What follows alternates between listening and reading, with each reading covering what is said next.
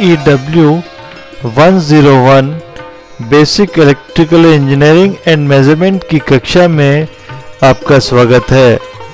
आज हम आपको यूनिट नंबर 5 लेसन नंबर 29 के विषय में बताएंगे, जिसका टॉपिक है बैटरियों की मरम्मत तथा परीक्षण, repair and testing of batteries. पिछले अध्याय में आपने लेड एसिड सेल का रखरखाव, मेंटेनेंस और उसको आवेशित करने के तरीकों के बारे में जानकारी प्राप्त की। सेल को ज़्यादा या कम आवेशित करने से उसमें कई तरह के दोष उत्पन्न हो जाते हैं तथा सेल की धारिता, कैपेसिटी और दक्षता, एफिशिएंसी कम हो जाती है। इस अध्याय में सेल की मरम्मत तथा परीक्षण के विषय में जानकारी लेंगे। उद्देश्य, ऑब्जेक्टिव्स। पहला उद्देश्य है लेड एसिड सेल में होने वाले सामान्य दोषों की जानकारी, इन दोषों को रोकने के तरीके।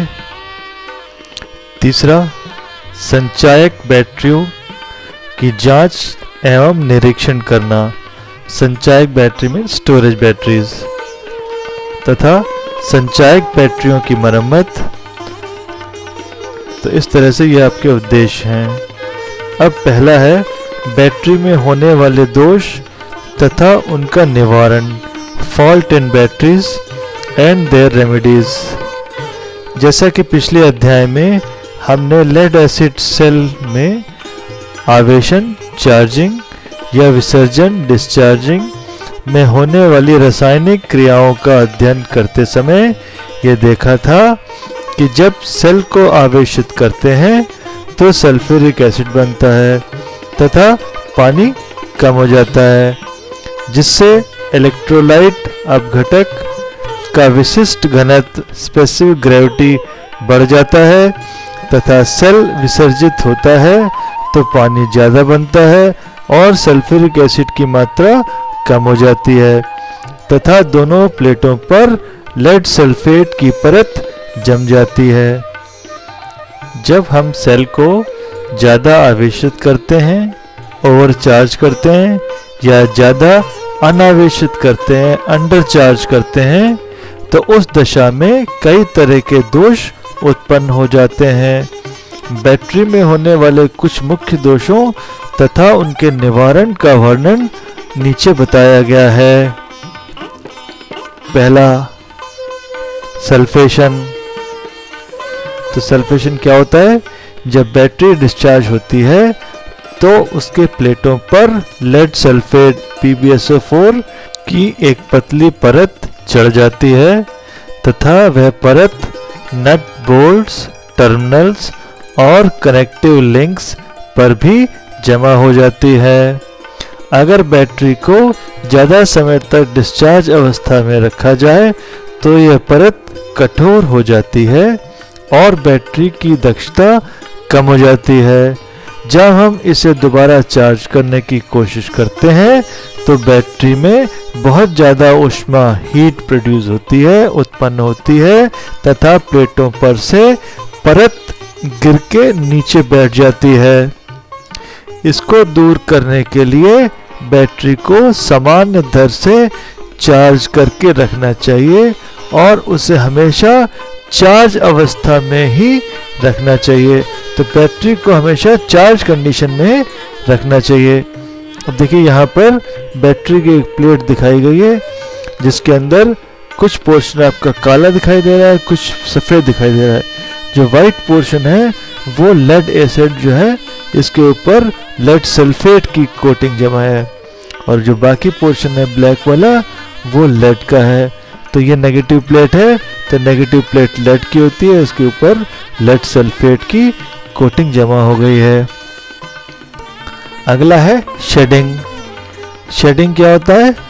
जब एक्टिव मटेरियल प्लेट पर से गिरता है तो उसे शेडिंग कहते हैं, जिसकी वजह से प्लेट उस जगह से खाली हो जाती है और बैटरी की क्षमता घट जाती है तो जब बैटरी से एक्टिव मटेरियल गिरता है तो उसको हम शेडिंग कहते हैं।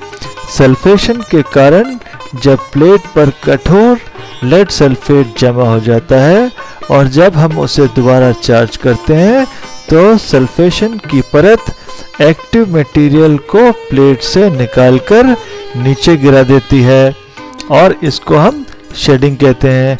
देखिए यहाँ पर एक प्लेट दिखाई गई है और इसमें कई जगह पर एक्टिव मटेरियल जो लेड है वो गिर गया है, निकल गया है, तो ये जगह खाली हो गई है। तो जहाँ खाली हो जाएगी वहाँ चार्ज हो नहीं पाएगा, तो इस तरह से इसकी कैपेसिटी कम हो जाएगी। तो सल्फेशन को रोकने के लिए हमेशा जो है बैटरी को चार्ज कंडीशन में रखना चाहिए। सेकंड है प्लेटों का टेढ़ा मेढ़ा होना, बकलिंग ऑफ प्लेट्स। तो कई बार प्लेटें टेढ़ी मेढ़ी हो जाती हैं। अब क्यों होती हैं?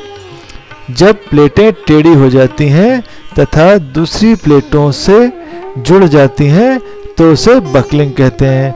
इसकी वजह बहुत ज़्यादा चार्जिंग दर या सेपरेटर का टूटना होता है।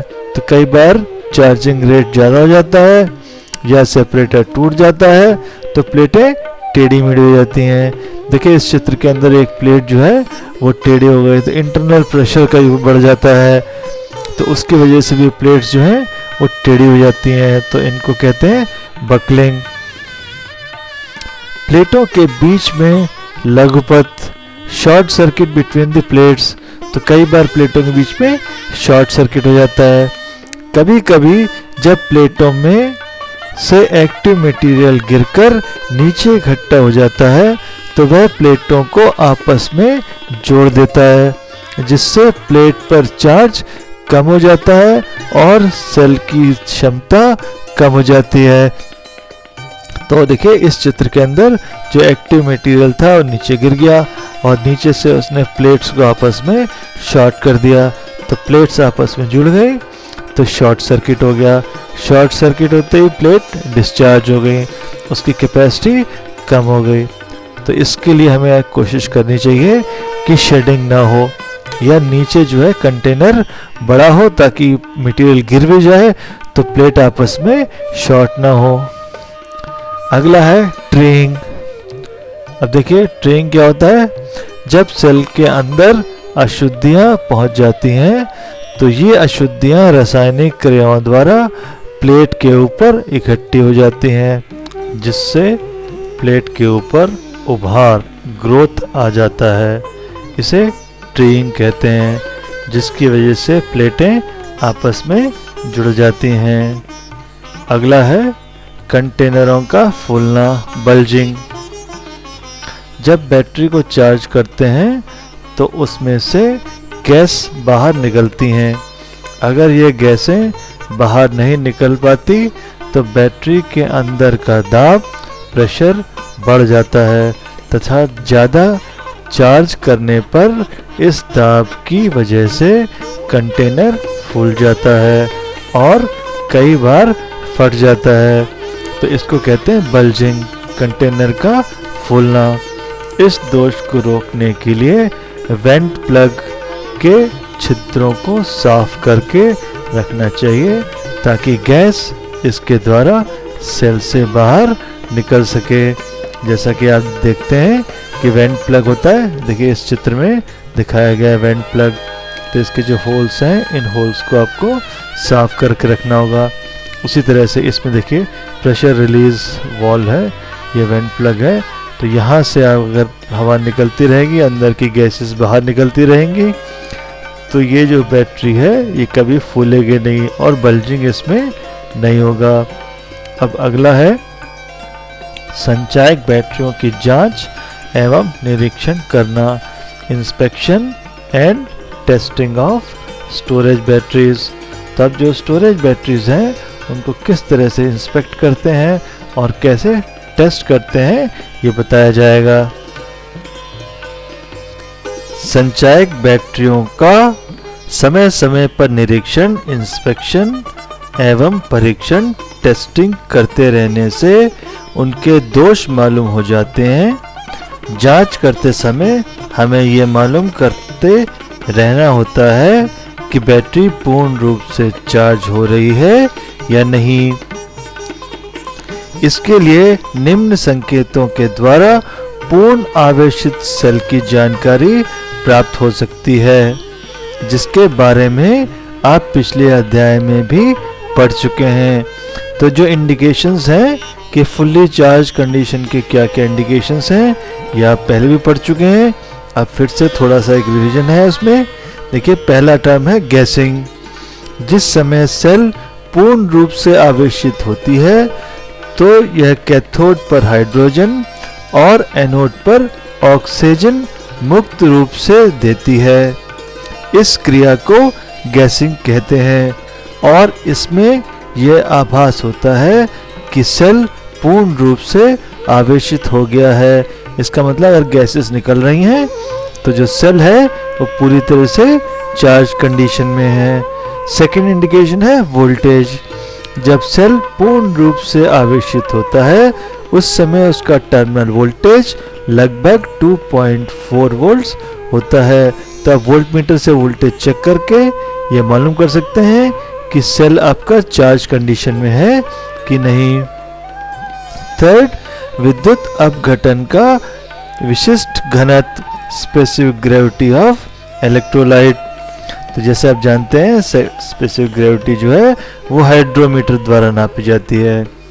सेल के विसर्जन के समय विद्युत अपघटन लगभग 1.18 तक रह जाता है।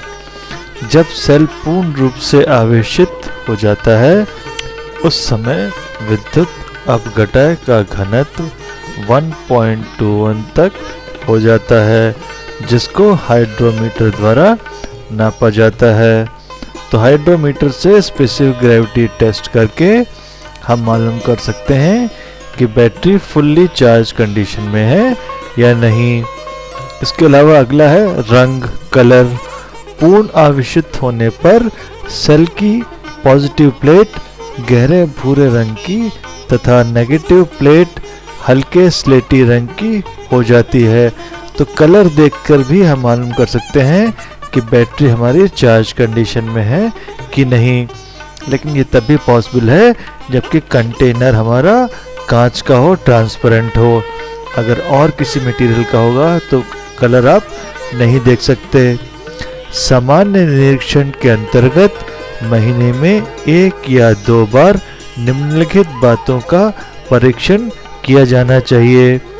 पहला, आघात पात्रों, कंटेनरों की टूट फूट, बस बारों तथा टर्मिनल पोस्टों के स्थान पर ऑक्सीडेशन एवं विद्युत अपघटन इलेक्ट्रोलाइट के स्तर लेवल की जांच करना। तो आपको कंटेनर्स चेक करने हैं कि कोई टूट फूट ना हो, ऑक्सीडेशन वगैरह ना हो और इलेक्ट्रोलाइट का लेवल चेक करना है। अगला है प्लेटों की दशा, प्लेटों का रंग, उनका विकृति, चेंज इन शेप आदि होना, तो ये भी आपको चेक करना है। और कांच के कंटेनरों की तली में जमी तलछट स्लग की मात्रा एवं स्वरूप का निरीक्षण करना। अगर कांच का कंटेनर है तो स्लग भी देख सकते हैं कि कितनी नीचे कीचड़ या एक्टिव मटेरियल गिरा हुआ है। अगला है प्रतिकारियों की दशा, विद्युत अपघटन का घनत्व तथा टेम्परेचर, बैटरी की वोल्टता आदि की जांच। तो आपको सेपरेटर्स, प्रतिकारियों मतलब सेपरेटर्स की क्या कंडीशन है और इलेक्ट्रोलाइट का स्पेसिफिक ग्रेविटी कितना है, कितना टेम्परेचर है, बैटरी की कितनी वोल्टेज है, ये सब भी आपको रेगुलर इंस्पेक्शन करना होता है। ठीक है। अब अगला है संचायक बैटरियों के लिए विद्युत अपघटन तैयार करना, preparation of electrolyte for storage batteries. तो स्टोरेज बैटरीज में डालने के लिए इलेक्ट्रोलाइट किस तरह से आपको तैयार करना होगा। तो इन बैटरियों के लिए विद्युत अपघटन तैयार करने के लिए कांच, चीनी मिट्टी दैट इज पोर्सलिन या विनाइल का स्वच्छ बर्तन प्रयोग करना चाहिए। इस कार्य के लिए तांबे या जस्ते का बर्तन प्रयोग नहीं करना चाहिए क्योंकि उससे रिएक्शन हो सकता है। अपघटन तैयार करते समय बर्तन में सर्वप्रथम आसुत जल डिस्टिल्ड वाटर भरें। फिर इस आसुत जल में सावधानी से गंधक के अम्ल सल्फ्यूरिक एसिड H2SO4 की पतली धार धीरे धीरे छोड़ें। धार टूटनी नहीं चाहिए। घोल को कांच या एबोनाइट की छड़ से मिलाएं। तो आपको ध्यान रखना है कि इसमें पानी के अंदर सल्फ्यूरिक एसिड डालना है, ना कि सल्फ्यूरिक एसिड में पानी।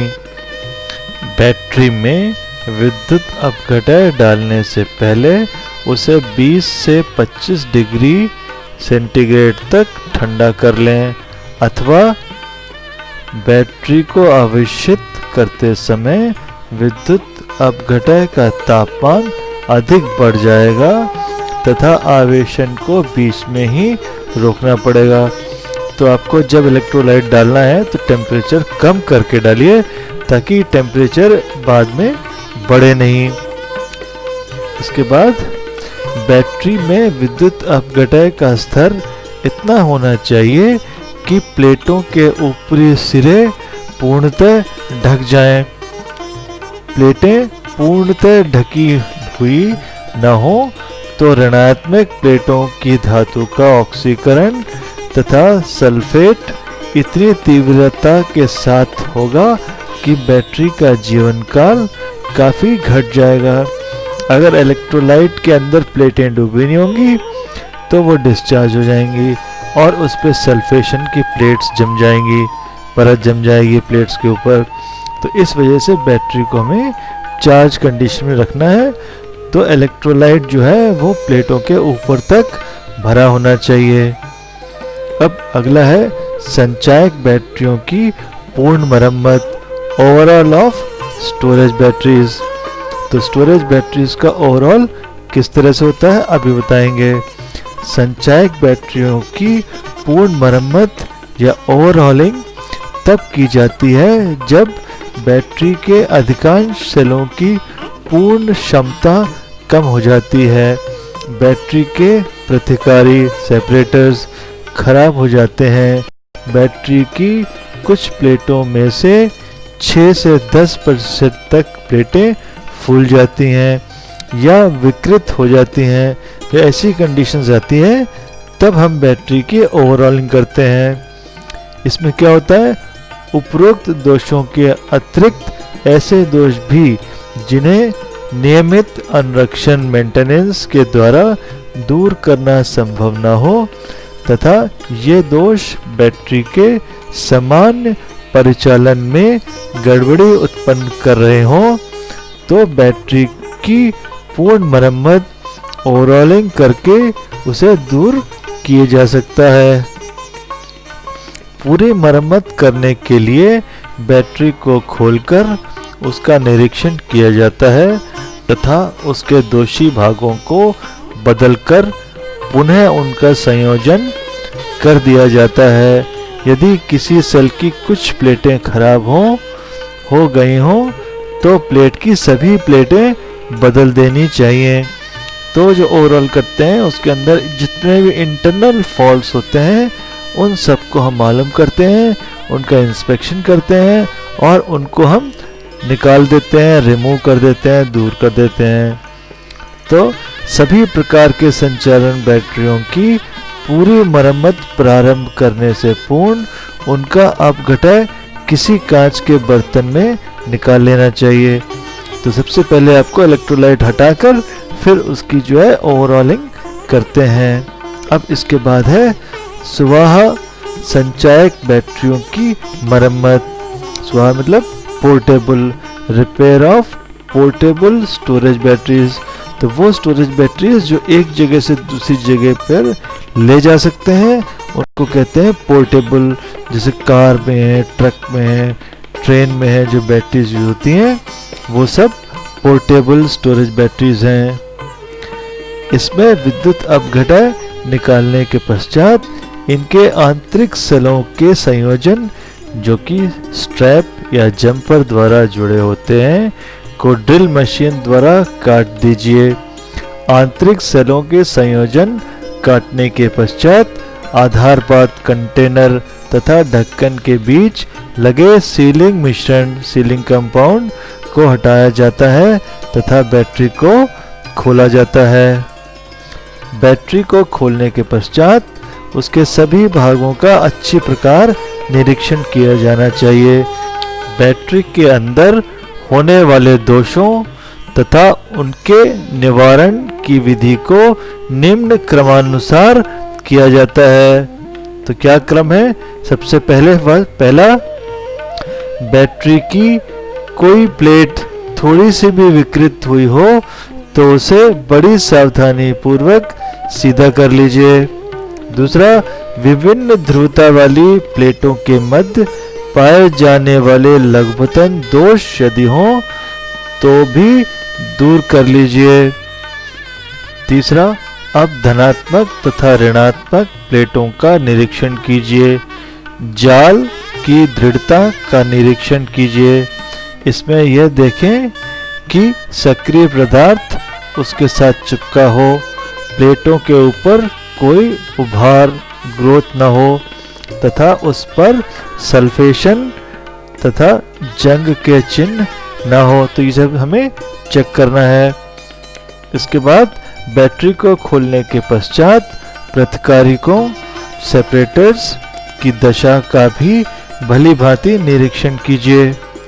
प्रतिकारियों के दोष विद्युत अपघटन के आवश्यकता से अधिक गाढ़ा हो जाने के कारण तथा उसमें उच्च तापमान के कारण होता है कि अगर इलेक्ट्रोलाइट का स्पेसिफिक ग्रेविटी बढ़ती है या टेम्परेचर बढ़ता है तो जो प्रतिकारक हैं सेपरेटर्स हैं वो खराब हो जाते हैं, वो मेल्ट हो जाते हैं, उसमें फॉल्ट्स हो जाते हैं। तो हमें ध्यान रखना है कि इलेक्ट्रोलाइट की स्पेसिफिक ग्रेविटी ज़्यादा ना हो और टेम्परेचर भी ज़्यादा ना हो। पांचवा, अब प्लेटों के ब्लॉक को बैटरी के आघात पात्र में लगाकर रक्षवरण सेफ्टी गार्ड, ढक्कन, कवर तथा रबड़ के सीलिंग गैस्केट लगाएं।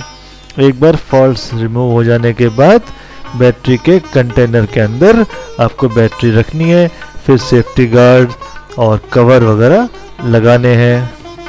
बैटरी असेंबली के अंत में ढक्कन तथा संयोजक जंपरों कनेक्टर जंपर्स को लगाया जाता है और अंत में बैटरी असेंबली के बाद बैटरी में नया विद्युत अपघटन इलेक्ट्रोलाइट भरना चाहिए तथा बैटरी को आवेशन के लिए भेजना चाहिए।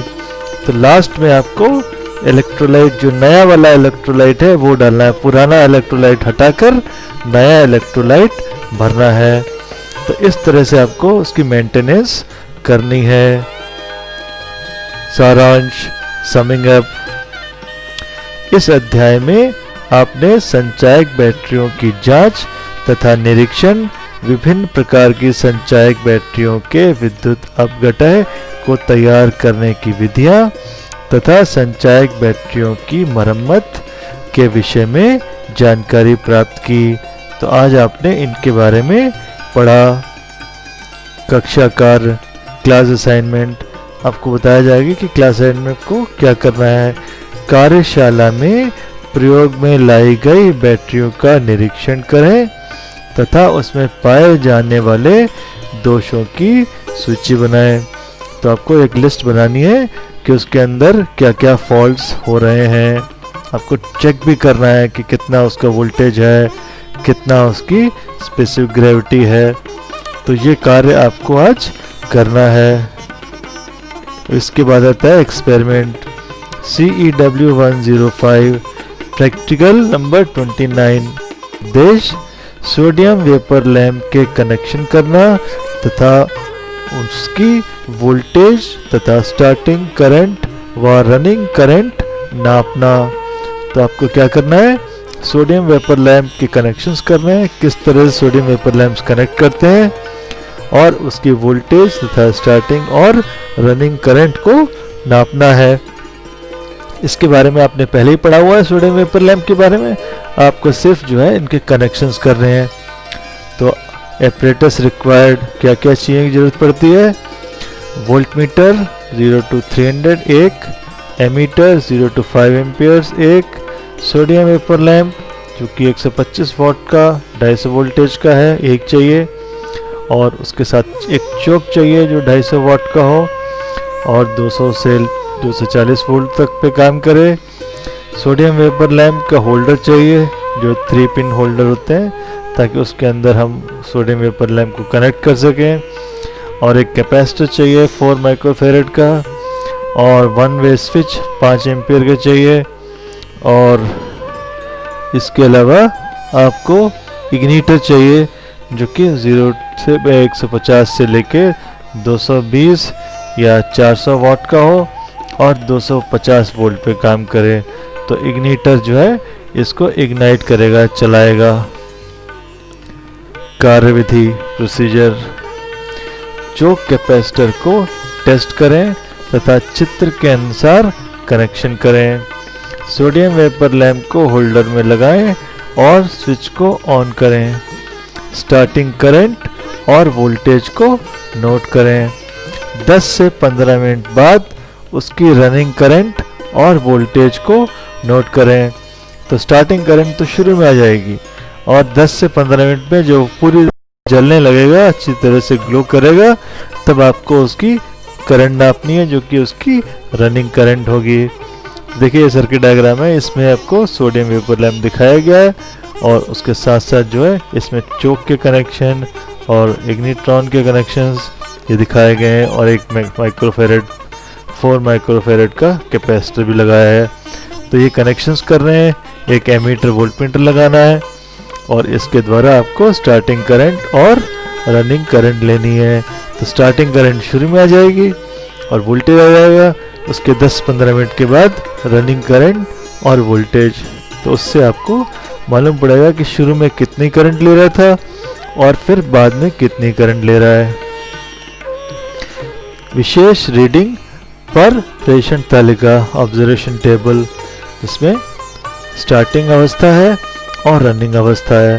तो स्टार्टिंग अवस्था में वोल्टेज और करंट, वोल्ट मीटर की रीडिंग और करंट की रीडिंग, और रनिंग में वोल्ट मीटर की रीडिंग और एमीटर की रीडिंग। तो इस तरह से आप रीडिंग्स ले लीजिए, 2 बार से करके देख लीजिए, तो एक आइडिया हो जाएगा कि कितनी स्टार्टिंग करंट होती है और कितनी उसमें रनिंग करंट होती है।